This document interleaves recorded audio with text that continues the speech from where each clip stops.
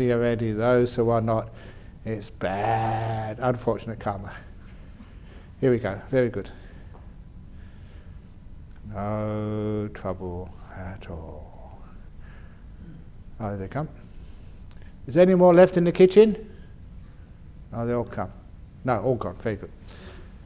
So, I wanted to give the talk today on insight, because so many people, they complain, Ajahn Brahm, you only teach how to calm the mind down, you don't teach insight, and you're not giving us the full teachings. Please, can you tell us how insight comes about through all the stuff you've been teaching us?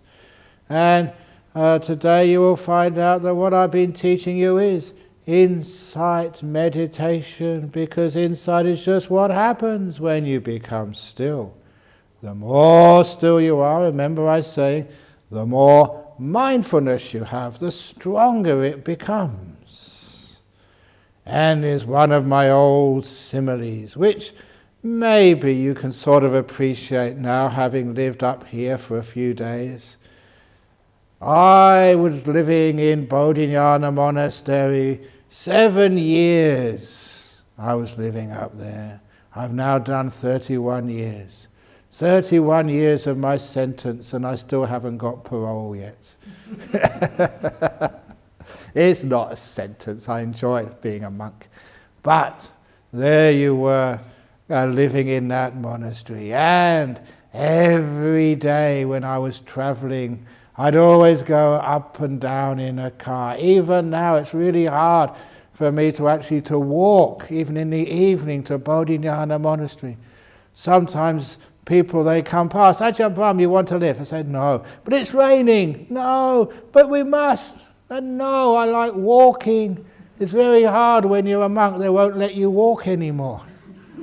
If I am fat, it's not my fault, it's your fault. You say, get in the car. And I say, well, no, you must get in the car. We've got to make good karma. So you don't let me have exercise anymore. And it is true that some people, especially when they've got a car, they want me to sit in their car because they're selling it next week and they put in the advertisement, Ajahn Brahm sat here, an extra $1,000. But anyway, it took 7 years before one day I was coming back from some appointment and I asked the driver, let me out at the bottom of the hill. I want to walk up today. It's a beautiful morning. And after a lot of argument, they let me out of the car. And so, for the first time in 7 years, I walked up the hill where I'd lived for such a long time. And this is where this incident happened. I've told this one before, many of you may have heard about it, but it's a fascinating idea of how insight happens. When I started walking up that hillside, I could not recognize it. It looked a totally different road than the one I traveled up and down for 7 years. And I couldn't understand what was happening. Why did it look so strange and unrecognizable? I saw things I'd never seen before, details which I had missed, I didn't realize were there. And it was such a strange experience, I just stopped and stared. And as I stopped, the hillside changed again. When I stopped perfectly still, I saw the stream in the bottom of the hillside, the little rocks and the water flowing over those rocks. I saw little flowers in the grass. I saw the beautiful bark of the trees, and I saw so much more, and it became incredibly beautiful. And I was just staring there, just happy, seeing things and beauty which I'd missed before. And I had to get back for lunch, so I carried on walking, and I started reflecting. What has happened there? Why? I've been up here for 7 years, I never noticed that before.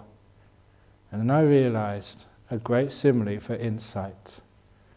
When you're traveling in a fast car, looking through the window, your eyes do not have time to see the detail of what's out there beyond your car. The light which hits the back of your eye creates an image, it's a chemical reaction. And it doesn't have time to fill out all the details before that image is dislodged and you have to attend to another image, and then another image, and another image. The colours aren't fully formed, the detail is not there, it hasn't got time. Because image flows after image so fast.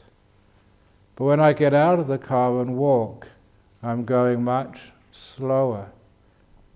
So my eye has more time to register a more full, complete image. So when I started walking, I could see much more. And the colours were richer. But nothing could compete with when I stood perfectly still and just watched and gazed. Only then did the chemical reaction on your retina, the back of your eye, have all the time it needed to fill out all the details of the picture and to make all the colours full and rich.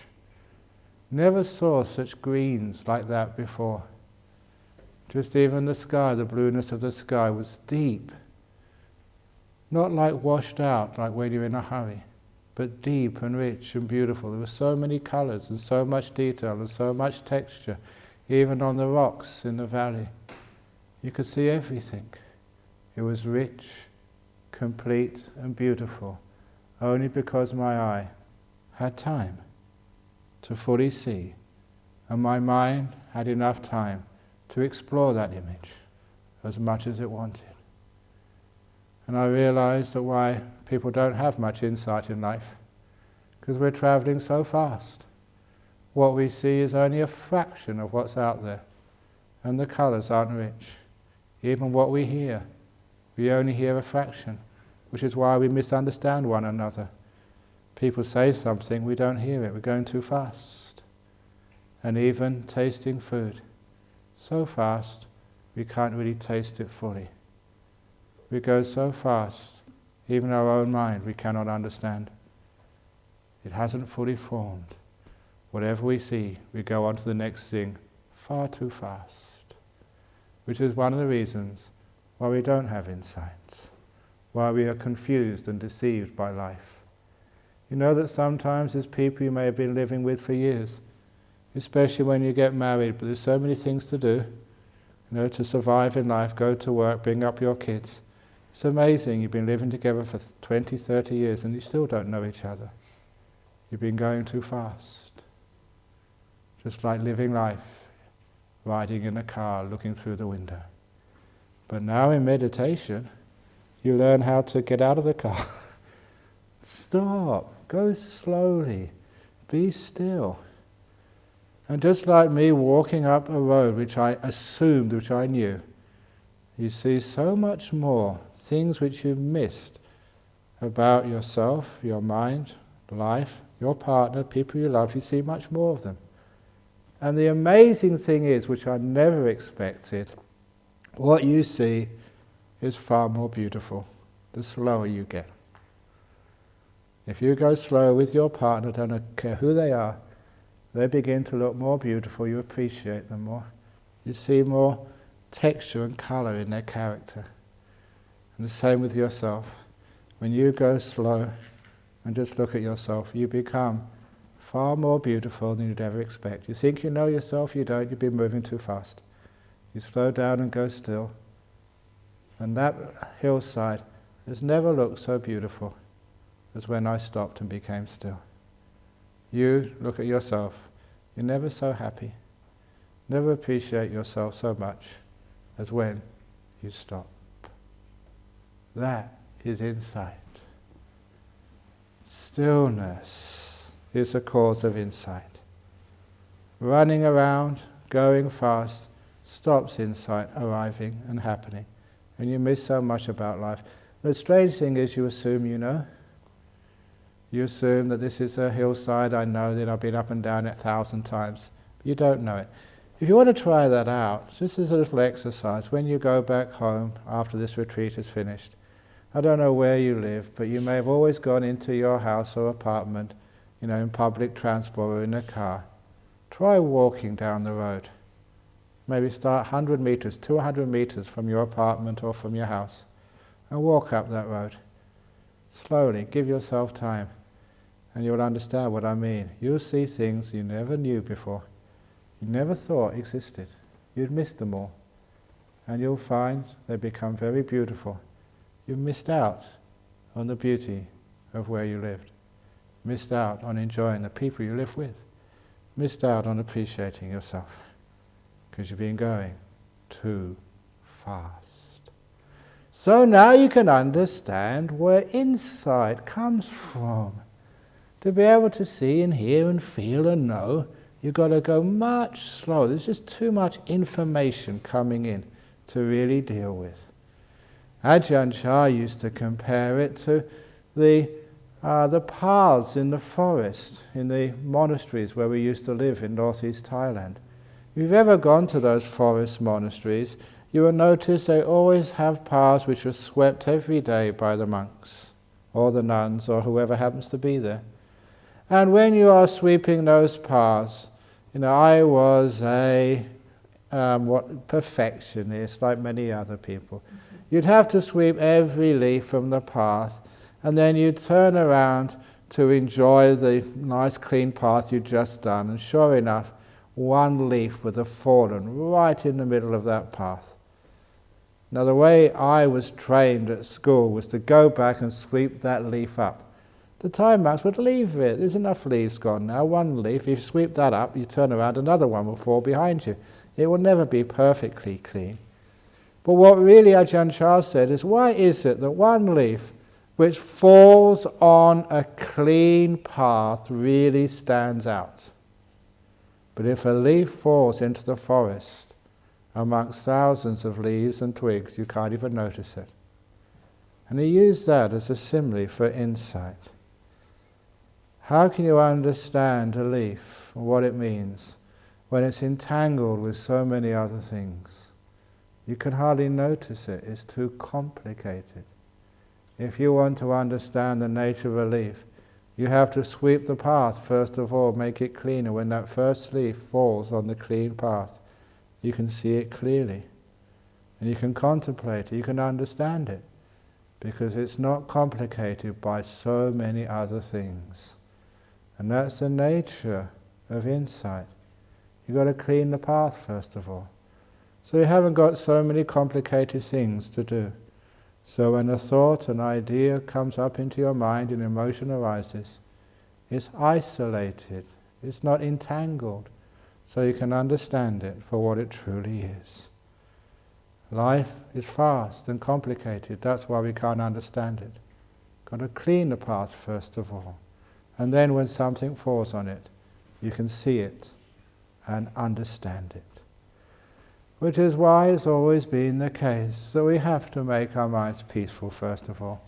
There's too much stuff going on to understand anything very clearly. So we have to purify our minds first of all. Purify our minds of the past and the future. Sometimes people ask me, Ajahn Brahm, you've never been married. How do you know so much about marriage? You've never gone to work, but how do you go and give all these talks to business schools? There's so much which I've never done, but so much which I understand. How can you do that? And I always love telling the stories. As a monk for so many years, sometimes, you get bored teaching retreats again, going to give the same old talks. When it's something new and challenging, I really like that.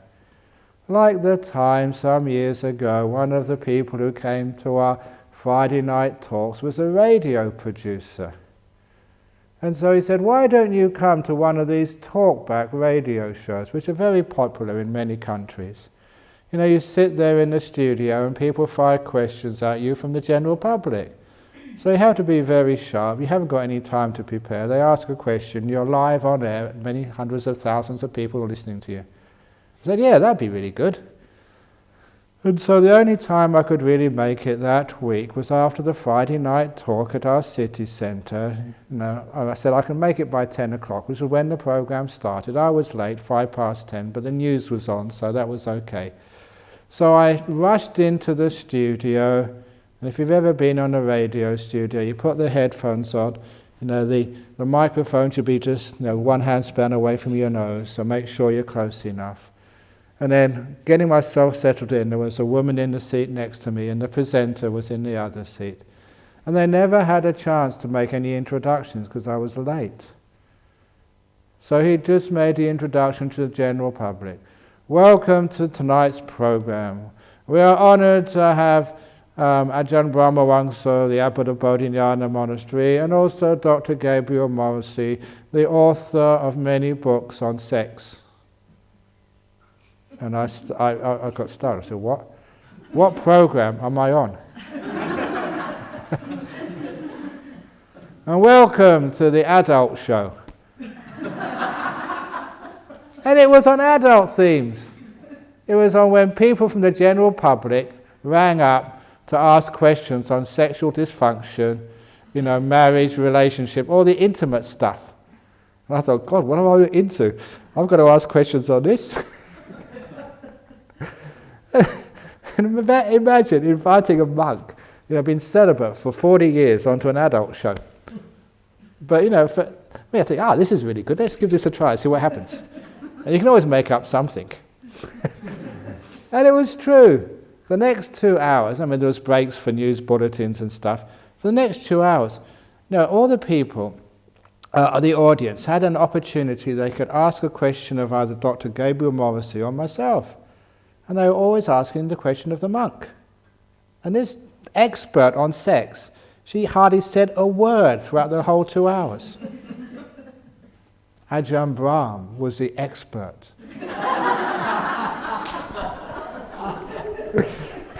And afterwards I wondered, why is that? Why is that the case? And it is because when you have insight into one thing, you have insight into the whole lot. Remember, I think I mentioned that story when I gave the talk in Hong Kong on, Buddhism, sex, family and money. And why on earth did you invite me to give a talk on that? It's because I'm the expert. Simply because it's just about the psychology of the mind. And you get insight. When you get insight into anything. When you see clearly, you just see the nature of the human being. When the one leaf falls on the path, you don't just understand one leaf, you understand all leaves. This is a great power of insight. But the most important thing is to make sure the insight comes from stillness, not through thinking. Because if you think, you always tend to get the wrong answers, just the answers which everybody else has given. You cannot be intuitive. And a lot of times, I always say this, and there's these books around now, the wisdom which comes from silence. That is the wisdom which I'm trying to encourage. That is the insight. You actually feel the answers to the problems of your life. And hopefully, on a retreat like this, you'll understand how powerful that is. Even if you're a student doing examinations. There was one disciple, she was in Melbourne, and she was a Sri Lankan girl, she learned her meditation when she lived in Sri Lanka as a young kid, and she was really good at it. So when she was doing a medical degree at Monash, was it Monash or was it, I think it was at Melbourne Uni. When she was doing her med school at Melbourne Uni, she hardly ever went to any lectures, missed most of the tutorials, but always came top, won all the prizes, and graduated with first-class honours from the med school at Melbourne University. And she told me how she did that. All she needed to do was to make her mind perfectly peaceful and still when she read the books. And she could recall them. And most importantly, she said, when she did the exams, she just read very peacefully, read the question, and the first answer which came into her mind, she just wrote it down. She didn't think. She just let the answer come. She said it was always the correct answer, and she did incredibly well. In fact, so well she never actually took it any further to become a doctor. She just carried on meditating. That was the love of her life. but it just showed what can be done. And those of you who remember examinations, how many times has it been for you? You've read the question, you get the answer, comes out, no, that can't be right. And you start thinking about it. We don't trust the wisdom born of silence, but the wisdom born of silence, that is real insight. And you will find in your life it's nearly always correct. And also, it's more innovative. Unfortunately, these days that people are so well trained in thinking, they cannot be that creative and innovative, which is one of the reasons why they don't become very employable. In today's world, where there's such a need for competitive edge, you do have to be innovative, you have to be unique, you have to be able to get answers which no one else can get. Insight can do that for you. One lady, actually, if you go by to one of the Bodhi trees there, you see her name on the Bodhi tree. She died some years ago. Her name was Waninat. And you may have seen her little tree down there, some little Bodhi tree. But anyway, that she came on a retreat many years ago, and she was a senior social worker. Her job was to sign the forms, yes, take the children away from this parent because they're not capable of looking after their kids. That's a huge thing to do, to take a child away from their mum because their mum is a drug addict or the mum hasn't got enough money to look after them. And she had to make those decisions. Some of the toughest decisions a person could make. So it's a very high stress job. And as usual, when it came to the Friday night when the retreat started, she was late. She never came till about midnight, trying to finish off all the loose ends. And the first couple of days, like I've told you, rest, relax, sleep a lot, which she did. And then she started getting into her meditation. And she told me that there was, even though you try and tie up all loose ends, you can't tie up all the loose ends. There's always stuff which you've left back in Hong Kong and Jakarta you couldn't finish. But she was smart enough, she'd learned her meditation. She never even thought about those problems which still lay on her office desk, waiting for her when she returned, when the retreat was finished. She never even thought about them. But she said she was meditating in the middle of the retreat, she got very peaceful and calm, and all these solutions, they just bubbled up, they just came to her. She never was thinking about it, they just came to her. And when she finished her meditation, she wrote them down, put them in the drawer, forget about them until the retreat was over, and then she implemented them all. And she told me they were brilliant solutions. The sort of answers she could never get by thinking. She could be thinking, worrying for hours, even days, and never get close to the wisdom of those answers. She began to trust that even in your worldly life, in your business, in whatever you have to do in life, in the decisions you have to make, sometimes, I do not say sometimes, nearly all the time, if you can just be silent and allow the wisdom to come to you, it is the best possible way. It's the rising of insight into the ordinary things of life. And certainly that's what I do in my life. Sometimes people are surprised when I say how busy I am. How many responsibilities I have.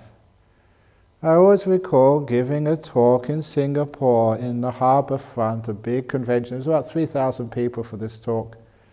And at the end of the talk, went on till 10:30, 11 o'clock. When it came to question time, this young man came to the microphone and he said, "It's all very well what you've been saying, Ajahn Brahm, but you're a monk.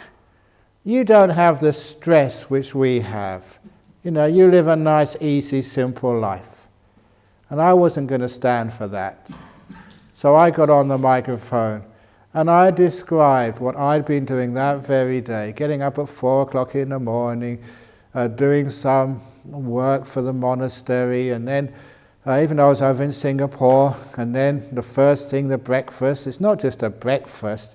I gave counseling and blessings and try and cheer people up and try and make jokes about the food they're giving me just to make them happy, and then from that time on it's right throughout the day without any rest. And I said, now it's 10 o'clock, I've been going for, about 18 hours. And he said, and that's my day. What do you mean that, I don't know how to work hard? And he was quite stunned at how much work I get done in a day. And he came to the microphone again and said, "Wow, I never realized how much work and responsibility a monk has." He said then, "I always wanted to become a monk one day, but not now."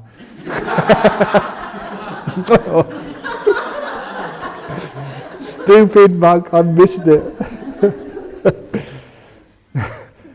But it's not the amount of work you do, it's actually how you do it. And this is one of the skills which I use to have to make decisions, important decisions, which affect many people, to learn how to be still and let the answer come to you. Our problem, as you know, we think so much, we worry so much, we can't let the future go, which means that we can never get that type of insight. So the least of very stillness, no past, no future, being this present moment, be still, and then solutions to problems can come. I like emphasizing that, because many people, they think, because they assume that's the only way they can find answers to real important problems. You've got to get a solution to that problem. You can't just abandon those responsibilities, and it's your kids, it's your health, it's your family. You have to do something. Ajahn Brahm, what do you mean I don't think about it? This is important, this is life and death. So if it really is important, if it really is life and death, shut up and be still. And then let the answer come to you. The best answers come from stillness, never from worrying about them. That is that powerful insight, and it gives you an understanding why I've been training you to do what you do here. To be quiet, be in this moment, stop thinking, let things be, and the answers to those problems, they come to you very, very clearly. One little leaf falls in the clear path, and you can understand it very easily. You get great vision that way. So that is actually insight into the worldly stuff of life. But the other insights into the religious parts of life, that's even far, far more important. And there's little insights which you get from this practice of meditation. In number one, how to meditate. There are hundreds of different ways to meditate, and I'm sure everyone in this room always gets confused. You come and listen to Ajahn Brahm, it makes so much sense. Oh, now I learn how to meditate. And next week you go to another monk and he teaches you something totally different and contradictory. And then you go to a nun and it's another thing. And then you read it in a book, you see it on the internet. Life is so confusing. Why can't these monks and nuns and the internet all sit down together, work it all out and agree with one another? And so sometimes, how do you know which is the best way to meditate?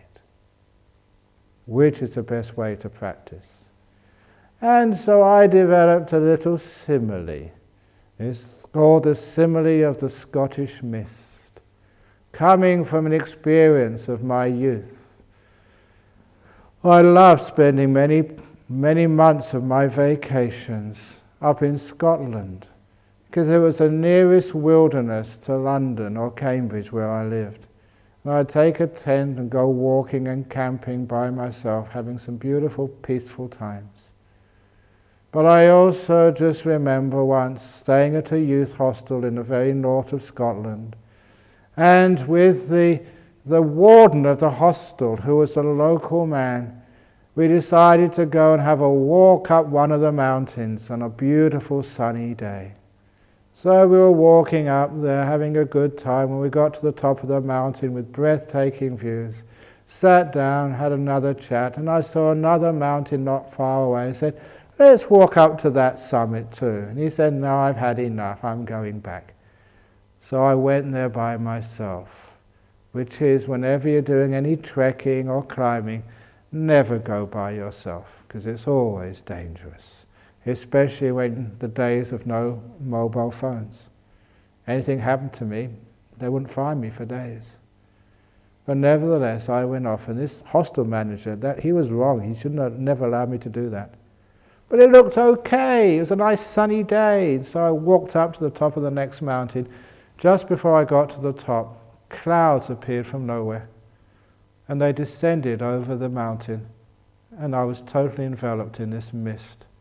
And I could hardly see the hand in front of my if I held my hand out, you could only just see it. That's how thick the mist was. And at first, you probably like me think, oh, it doesn't really matter. You have a sense of direction. I just turn around, retrace my steps and go down and find my way out. But later on I discovered I wasn't retracing my steps. Even though I thought I was going around in circles. That's what happens in mist. You think you have your direction, but you're lost. And I'm not just talking about women who can't find their directions. Men are just as bad, even worse. So, I was walking around and I was very lucky because I came across a cliff. I was one step, literally one step from going over the edge, and there would be no Ajahn Brahm.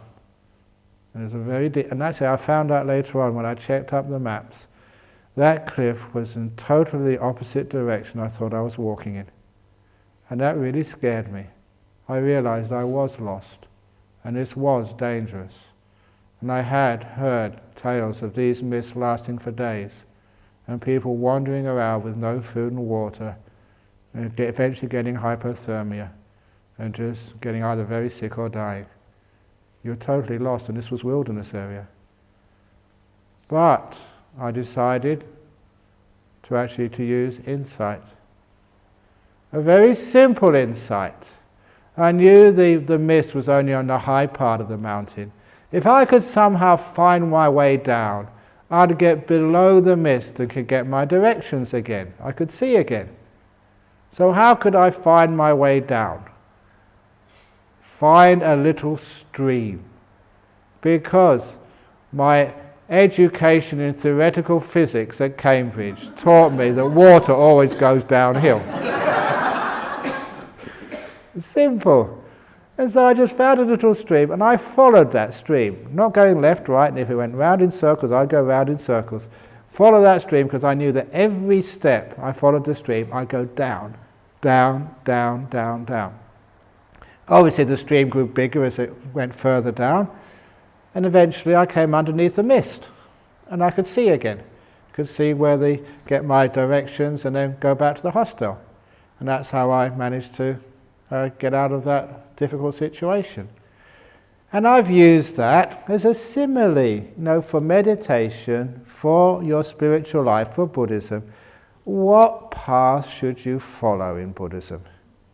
There's so many different teachings. There's Mahayana, there's Vajrayana, there's Theravada, there's so many different parts of Theravada, the forest tradition, this tradition, that tradition. What tradition should I take? Help!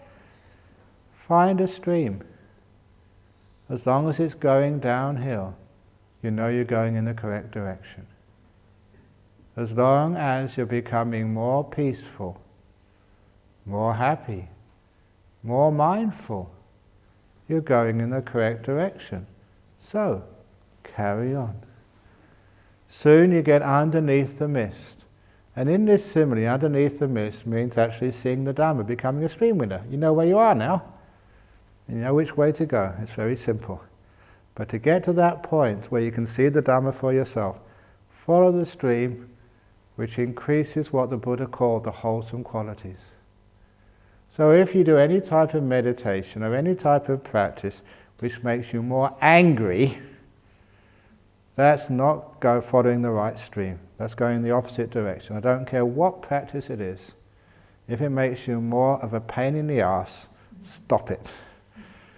And sometimes you know that from your friends when you go back home.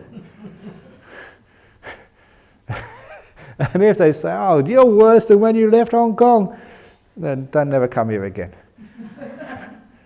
But if when you go back, you're a more peaceful, happier, content, more of a gentle, more of a Buddhist, then you know you've been practicing in the correct direction. Well done, carry on. That is insight. It's not the great ideas which come up, that flashes, now I know the meaning of life, now I can see everything, and you go and write a book about it. That's not insight. Insight, you know that because it changes your character. Where before you were angry, now you are tolerant. Where before you were afraid, no, it doesn't really matter. Where before you were just so held back by the pain of the past, now you can just let it go and enjoy your life. If that is what's happening, you're on the path. Carry on. That is insight. Not these flashes of, it's all one. Yes, now I see. That is not what insight means. Insight is what changes your heart, your character. Less greed, less hatred, more easy to share, less fear. Everything becomes a much more peaceful, happy life. That is insight. Carry on. And hopefully you can actually experience that in this meditation retreat. Sometimes people think, these meditation retreats run by Ajahn Brahm. He should be stricter. We should have MPs, meditation police. And every time they see you talking, 50 lashes. Well, we'd keep noble silence that way, but would that be developing insight, or would we just be more afraid? We could have strict routine. Get up 4 o'clock in the morning. If you're not up at 4 o'clock, we all get up at 3 o'clock the next day. Now the trouble with that, yes, you actually just have more discipline, but far less insight. Because insight is a personal thing. You have to understand why you want to get up, why you want to go to sleep. That's more important than anything else. And if you have those strict retreats, you maybe think you've achieved something, but you haven't learnt anything. People learn much more when you trust them, rather than acting out of fear. Yeah, you will make mistakes, but in Buddhism, mistakes are where we learn from. That's why years ago I had the insight to get the 70% rule, which I love teaching. When I was a school teacher, after finishing university, just for 1 year, teaching maths, and had to set my first examination in maths. Didn't know what to do. Went to a senior teacher, asked for advice. He told me, don't make the exam too easy. If everyone gets 95 or 100%, the examination has no meaning at all. It's a waste of time for everybody. But if you make it too hard, so everyone gets about 30-40%, then that'll be even worse. They would lose their motivation. They would come away thinking, I can't do maths. He said, try to aim for a 70% score. Because if the average score is 70%, nearly all the kids in your class will come away thinking, yes, I can do maths. It gives them confidence. But also the 30% where they make mistakes, that's where I as their teacher can find out their weak points. So the next lessons I can address those weak points to improve their ability in maths. So that's how you set exams.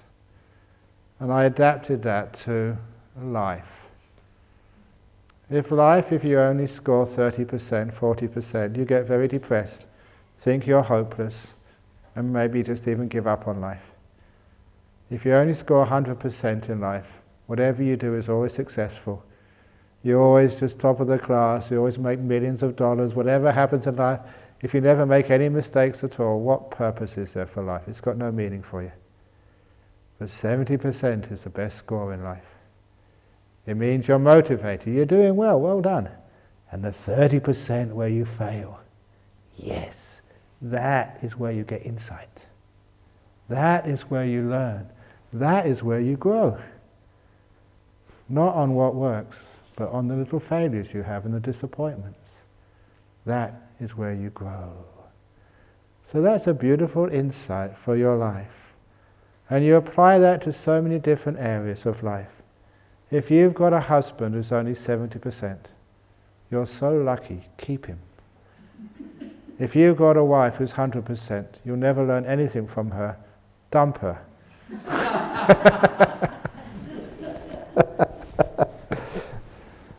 Because you don't learn anything if your husband is just so sweet and kind and really nice all the time and just really rich and lets you do whatever you want, whenever you want to do it. What are you going to learn from that? A little bit of mistakes, that is where you learn in life.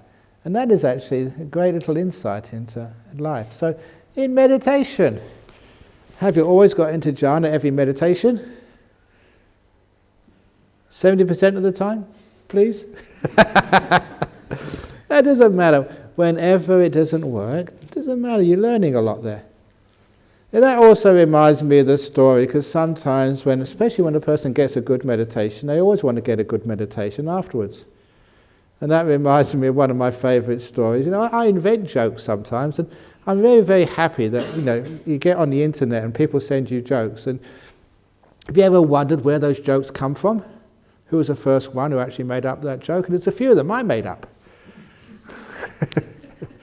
So it's great when it comes around and you see it, yeah, that's my one. But one of the jokes I made up is from a meditation about the fellow, okay, let's make it topical, the fellow from mainland China who gets a job, from the countryside, gets a job in Hong Kong in the construction industry as a labourer on one of the building sites. And he works really hard on Monday, really, really hard. And at the end of the day, he goes home and his wife says, "How did you do today?" He said, "I worked really hard. How much did you make?" He said, "Nothing. The boss never even paid me anything, and I worked so hard all day."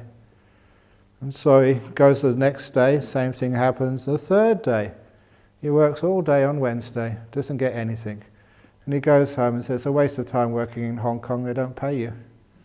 And I said, "Oh, come on, carry on. They may pay you on Thursday." So he works really hard on Thursday and again, doesn't get paid at all. He said, "I'm giving this up."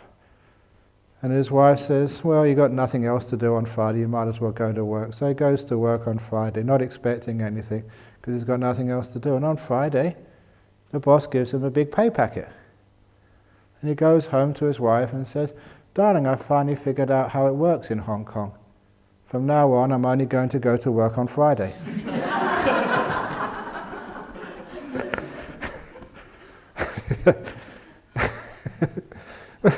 You all know, you get paid on Friday for all the work you've done Monday, Tuesday, Wednesday, Thursday. They don't pay you every day. Just like your meditation, you get the paycheck. For all the other meditations, you never get paid at all. Meditating, getting nowhere, and then suddenly you come in here and you meditate and it all comes together. You get a payday. And you think, great, now I know I want payday every meditation. It doesn't work like that. So sometimes you just got to put the work in, put the hours in, sitting down meditating until eventually the paycheck comes. These are all insights into the nature of how meditation works. But when it does work, you reflect. What did you do? Which worked this time? And it's always really nice being a teacher because I get all the feedback from others. Especially when they get a good meditation. They come up to me and said, "Oh, Ajahn Brahm, it's a really good meditation." And I always like asking, why? What happened this time which was different than all the other times? You had a very good meditation. And especially the deep meditations, when I started teaching jhanas and the first few people came up and said, "Yeah, I got a jhana," and it was a real jhana. I asked them, "What did you do this time? What was so special? What was the trick which you hadn't done before, which meant you got a jhana this time?" And they all said the same thing, so much so I never ask anymore. They say, "For the first time, I really let go. For the first time, I really let go. For the first time, I really let go." Now, can you let go yet? Now you get insight into what we mean by letting go. If you could really understand what we meant by letting go and do it, you get into jhanas almost immediately. It just happens, it's nature. And at last, you understand what this letting go is. And you can't understand that unless you have the experience. You can talk about it, you can write books about it, you can do all sorts of stuff about it, But until you find that letting go button and actually press it, you don't know what this meditation's all about. And it's so easy. You can be practicing for years, doing this and doing that and doing something else. And all you ever need to do is just those two words. Let go. Powerful. But instead of just, I should really do that, I'm a bad teacher, I should have just come the first morning, Saturday morning, just sat here and say, let go, that's all the talks you're going to get for the whole week. And just do it. But unfortunately, you keep needing to brainwash people. That's all I've been doing on this retreat. Brainwash, brainwash, brainwash. Until I get into your heads. And sometimes people say that. I remember this one lady on the last retreat which I gave here. Because one of the similes of letting go is, I say, imagine you're driving in a car. You've got your hands on the wheel in a busy Hong Kong traffic, or even worse, in Jakarta traffic. And you're going along at 100 kilometers an hour. Actually, you never go 100 kilometers an hour in Jakarta. There's far too much traffic. But imagine you're going 100 kilometers an hour down the road, and you're sitting next to Ajahn Brahm in busy traffic, and Ajahn Brahm says to you, take your hands off the steering wheel.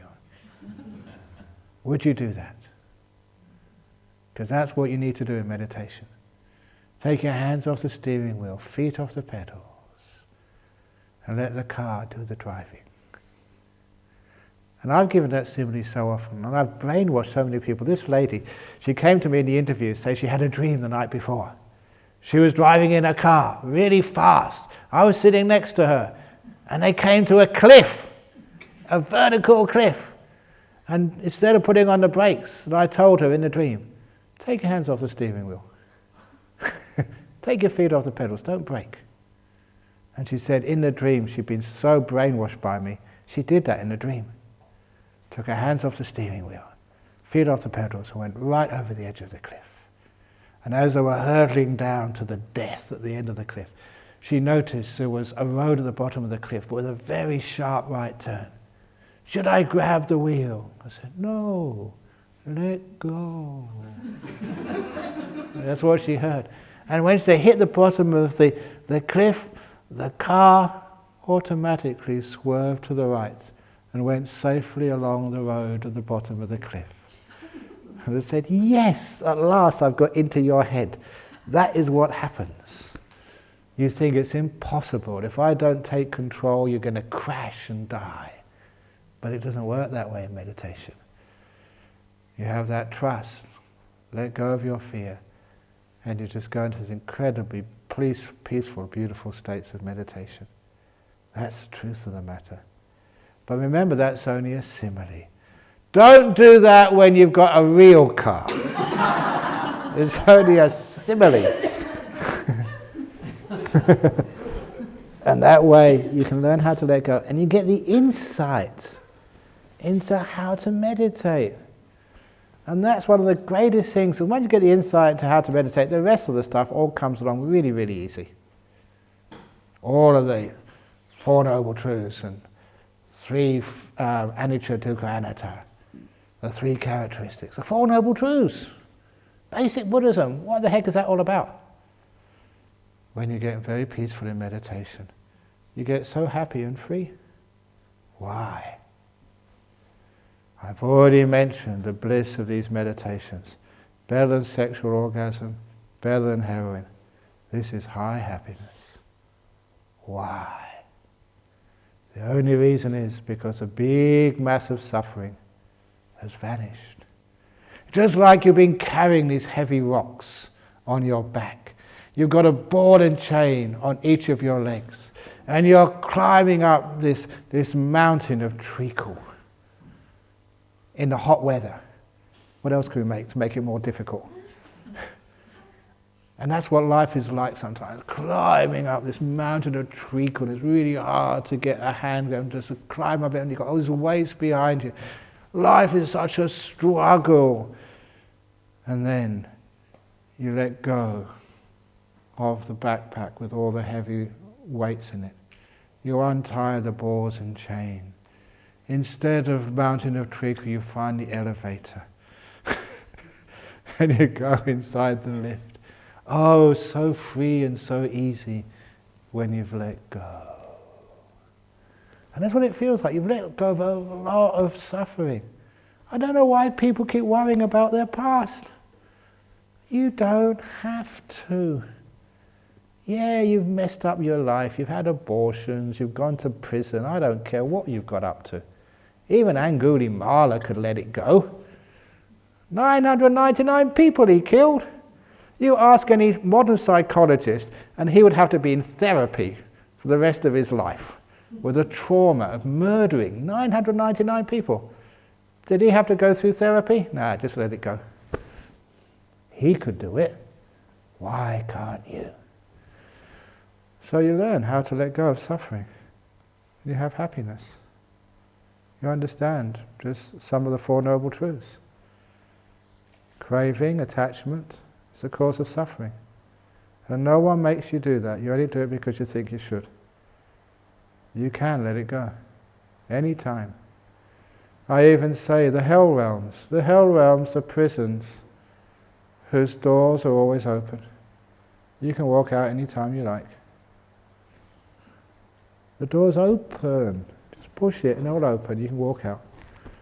You just need to let go, forgive yourself. And realize, one of the greatest insights is realize, I don't need to punish myself. I don't need to feel guilty. I don't need to be in prison. I can walk out. And you do. And you're free. Suffering ends. That's just past and future. And then the suffering of your body. I'm getting old now. When I was, where's David? He's not here today. When I was in Bhutan recently, I celebrated my 750th birthday. Absolutely true. Monks, I can't lie. Do you believe me? I was 750 when I was in Bhutan in February. February the 7th, 750. Months since I was born. I don't lie. Sometimes when people say their age, they always want to lessen it. As a monk, I want to build it up a bit more, because the older I am, the more sort of inspiring you are as a monk or a nun. If I say my real age, I'm 62 going on to 63, that's not impressive. But when you say 750, people say, wow, awesome, really? 750, wow. But even at 62 and a bit, you still start to get aches and pains in the body. This body is just so difficult. But in the meditations, the body vanishes. It's so wonderful. No heat, no cold, no aches, no pains. The whole thing is gone. Bye-bye 5 senses. And it's so blissful being free of the body. One of the great insights you get if you get to that deep in the meditation, an obvious insight, your body is gone, 5 senses have stopped in the deep meditations, and you're having a wonderful time. And you realize that when your body really does die and the 5 senses stop full on at death, such a wonderful experience.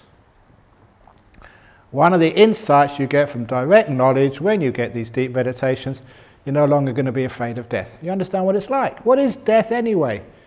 Dropping your body, 5 senses, seeing, hearing, smelling, tasting, touching, stopping. That's what death is. And you're doing it when you're still alive. You're practicing, finding out what it's like. Would you like to know what it's like to die? Would you get into deep meditation? And you're testing it out. Sometimes, you can actually take a car for a test drive before you have to buy it. This is like taking death for a test drive before you have to commit. That's what it's like. And you think, wow, this is so peaceful and happy. Death is not suffering. Dying is the suffering part. The process. Once you get there, it's fine. So straight away you don't have any fear anymore. That's one of the great insights you get from this meditation. You understand what it's like for the body to vanish and the 5 senses to stop. But the best insights come next. When there is something else starts to vanish, not just the body and the 5 senses. The next thing which vanishes is the deep insights, when you start to vanish. Who do you think you are? One of the places where you think you are is your will, your choice. How many of you have the assumption that you chose to come on this retreat? Did you choose to come here? Or did you have no choice? You had to come here. Was it your choice? You all know Buddhism, there is no one in here, there is no self. So who made the decision to come here? This will, this controller, this things which runs your life, what is it? Are you the will? Are you in charge? That's what you assume. And that's why you'll always get reborn and suffer. Once, this is an old simile of mine, once there was a little tadpole, and the little tadpole grew up in a lake in a monastery. And that little tadpole, she was a very smart little tadpole. She went first of all to primary school and then to high school, where she majored in chemistry, where she learned from her chemistry teacher that water is H2O.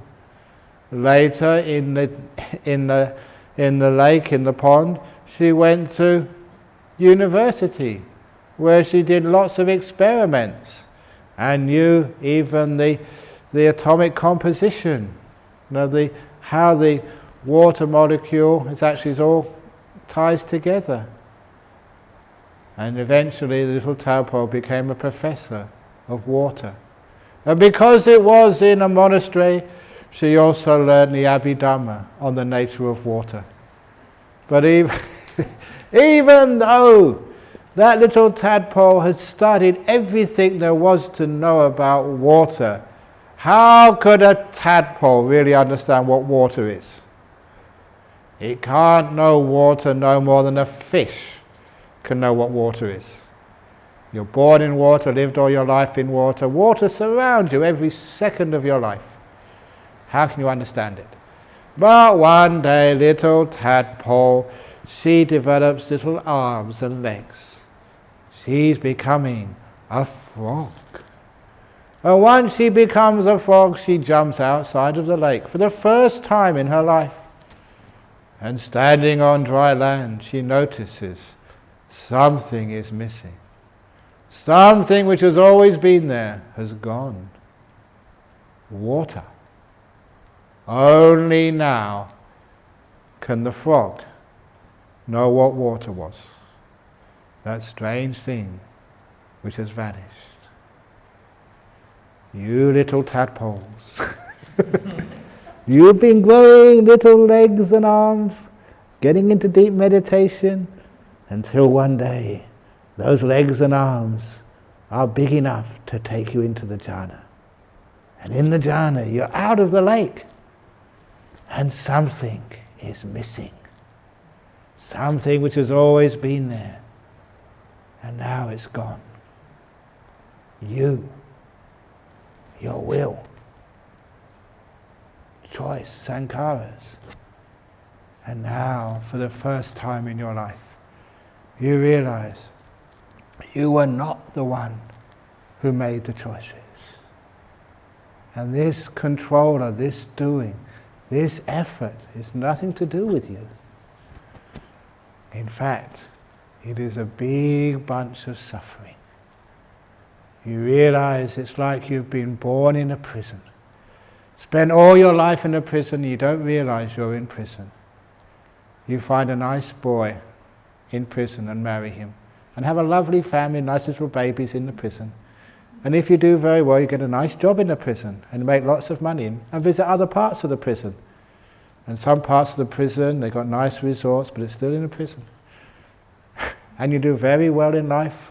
You get degrees in prison, and you get accolades, you get made sir or knights or whatever inside your prison, and you think, oh, prison is a nice place because you don't know anything else except out of prison. And there's a little guard in the prison who never lets you sit still. never gives you a moment of rest, even on meditation. Always saying, come and do something, get up, sit, watch the bed, do something. That is the prison guard called will. Never lets you be still for a moment. Always makes you do things. And then one day, you find a secret door in the prison called Eightfold Path. And you go through that door, and you find on the other side, you're outside of prison. The 5 prison walls of seeing, hearing, smelling, tasting and touching, you're outside. There is no 5 senses, there is no body, and there is no will. You're free. Only now do you understand you were born in prison, spent all your life in prison, and never realized it was prison, never understood dukkha. Craving, will, keeps you in prison. Let go of craving. Let go of will. Be still, and you are free. Hopefully you understand why I teach meditation this way. Doing stuff just makes your will stronger. You never escape from the prison. You don't feed the will. You subdue it. Let it be until it vanishes. And when you're still, then you see things as they truly are.